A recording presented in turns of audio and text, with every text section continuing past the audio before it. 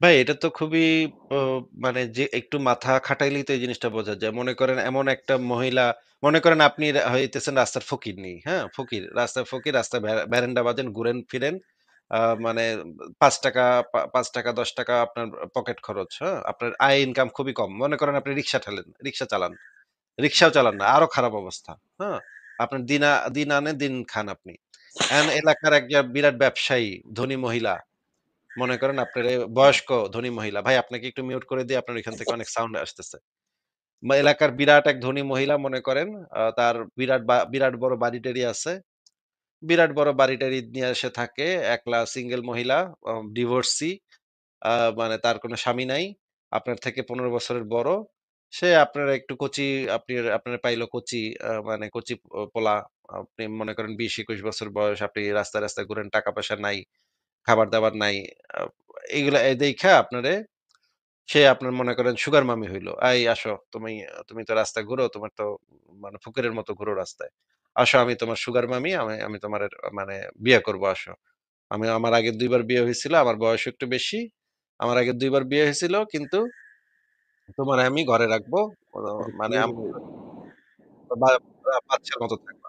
হ্যাঁ, আপনাকে তো আমি মিউট করলাম, আপনি ওইখান থেকে তো সাউন্ড হচ্ছে এইসব থেকে। এই কারণে তো আপনাকে মিউট করলাম।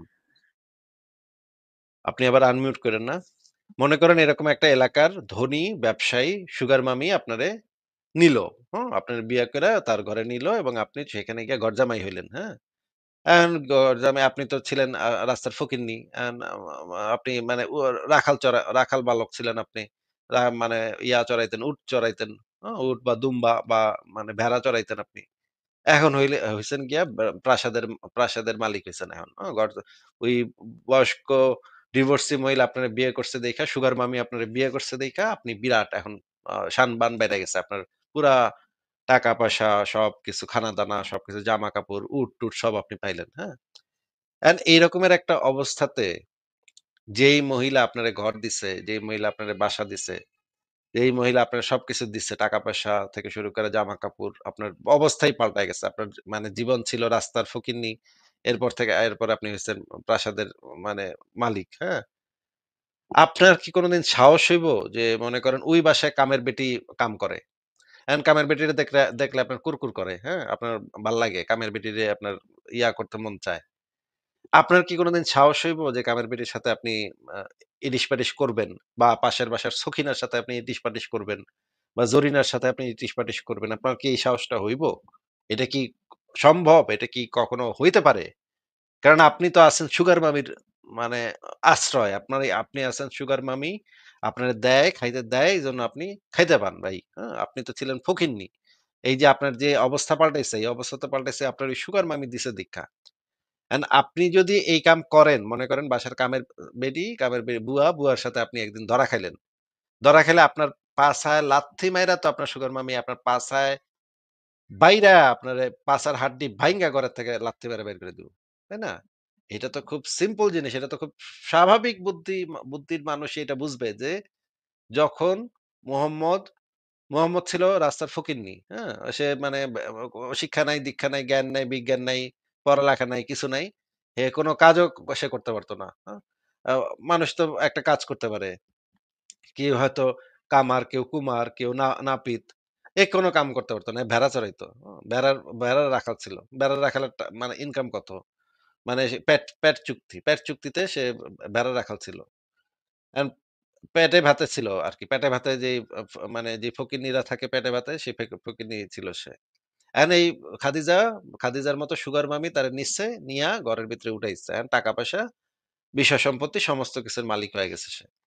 এই অবস্থায় যদি সে মনে করেন তার যে খাইছলত, মোহাম্মদের যে খাইছলত ছিল, মানে দাসী, বান্দি, ছোট, বড়, বুড়ি-সুড়ি সব তো সে মানে খাইয়া দিতে চায়।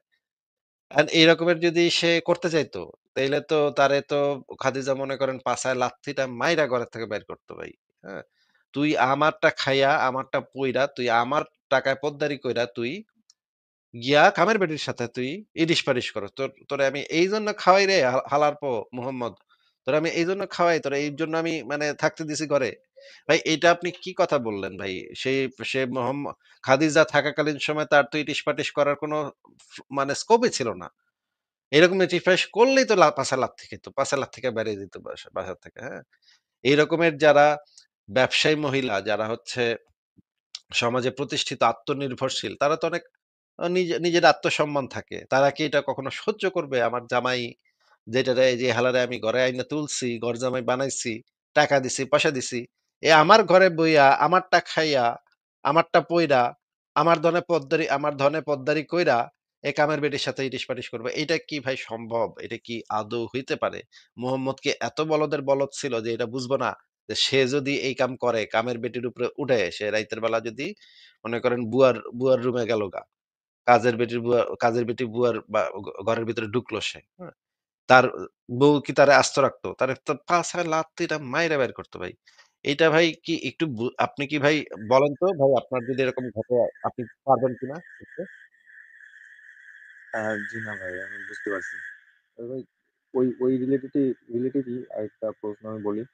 ভাই খাদিজা রাদিয়াল্লাহু তাআলা যখন মারা গেছেন, তখন তার বয়স ছিল ৫০। মানে তখন তার যৌন শক্তি কিংবা তার যৌন চাহিদা তো কমে যাওয়ারই কথা।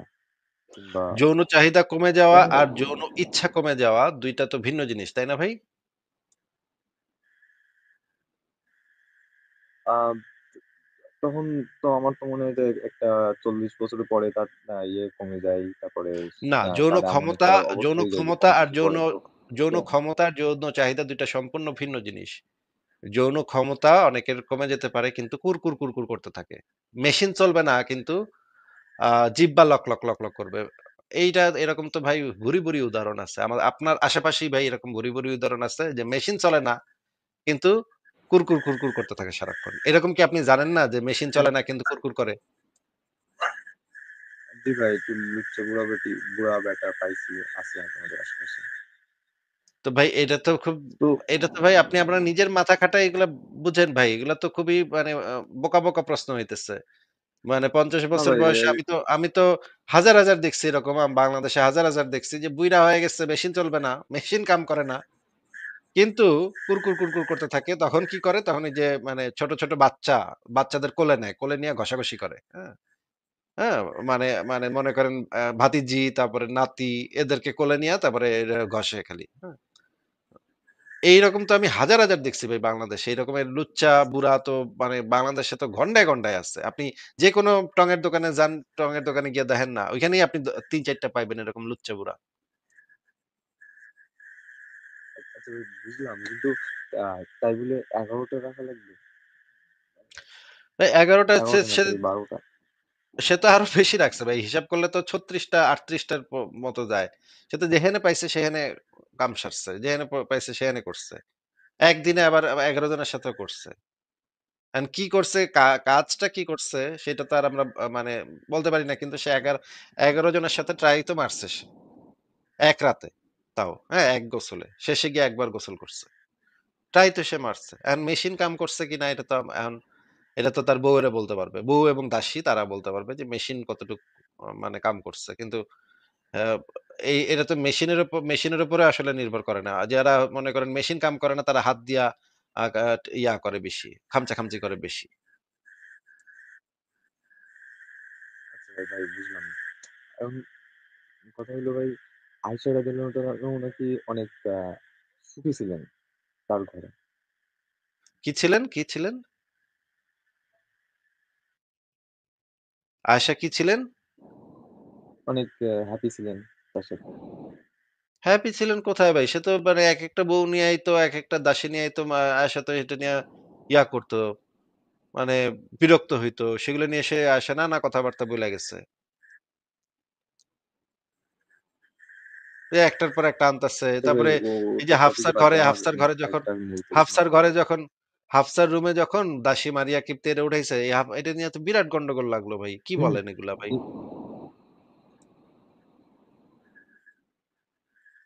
আচ্ছা হাসান ভাই, ভাই আমি এগুলা আরেকটা মূল প্রশ্নে যাই। আপনি একটু সংশয়.com এ ঢুকে একটু লেখাগুলা পড়েন ভাই দয়া করে, হ্যাঁ?